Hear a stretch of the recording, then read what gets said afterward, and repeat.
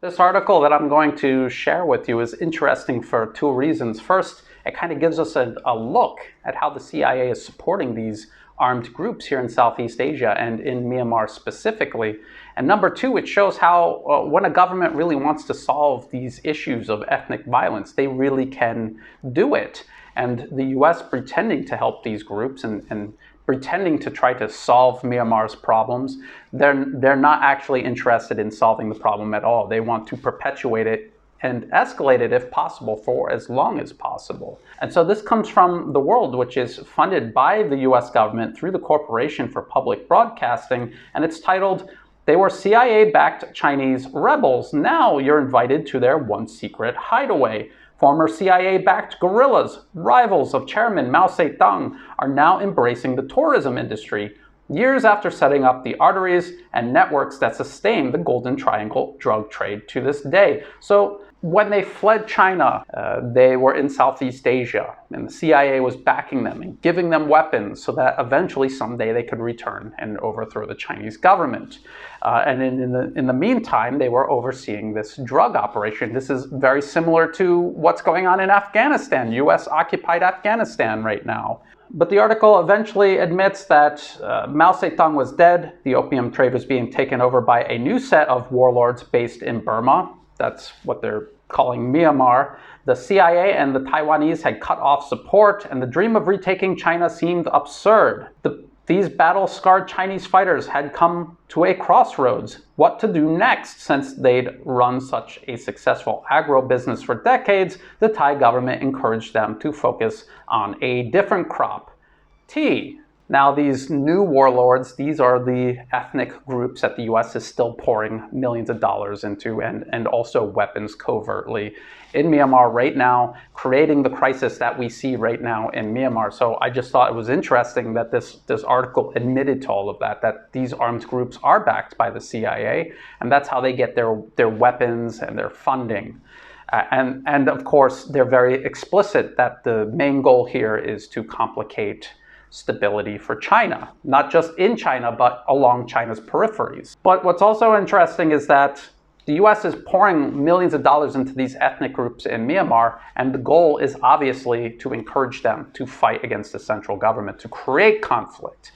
The Thai government wanted to end conflict, so they offered them this opportunity to grow tea instead. But it wasn't just the Thai government, it was the Thai monarchy who was the leading institution behind this push.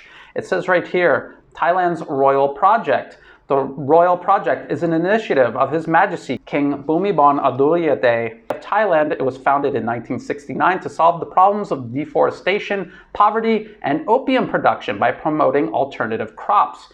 It was the world's first project to replace drug crops with legal crops and is one of the most successful projects of this type. And this project has gained international recognition, and it is a project that is still ongoing to this very day. You could go anywhere in Thailand, any store, and you can see the products from this project on the shelf. These people are still engaged in this agriculture, which has expanded far beyond tea. It includes coffee and other cool weather crops that can only be grown in Thailand's northern regions. And these are all things that Thailand would have had to import. Now they are self-sufficient, and they also solved this problem where you had these ethnic groups in northern Thailand that were kind of being left out. They were prone to groups that wanted to exploit them, and they were also exposed to this drug trade backed by the CIA. And so this is how the Thai monarchy and the Thai government rooted out this problem. And this is what you do to really solve a problem. So you see the US and USAID and the National Endowment for Democracy and all of these fake charity groups crawling all over Myanmar, these remote areas. These people are still living in hovels decades later and after millions and millions of dollars being pumped into these regions. This is to deliberately perpetuate the conflict, not solve it. If you wanted to solve it, you would do like what Thailand's king did. Give these people an alternative to fighting and selling drugs and waging endless war against a central government they will never defeat. And even if they did, it would just leave the country fractured and destitute like Libya is, or what they tried to do to Syria, or Afghanistan, or Iraq. So I just thought this was a great story to kind of show you not only what the US is doing in Myanmar and who is backing these ethnic groups and how they're doing it, but also to show you an alternative to this fake aid that the US pretends they're giving to these people to help them. I'm showing you an example of a real program, a real project that has been going on for decades and continues to this day, has helped people out of poverty, out of crime, out of violence, and has made them actually a very essential part of Thailand's economy. If you thought this video was useful, please like and share it. Think about subscribing to the channel. It's free to do and it helps the channel grow.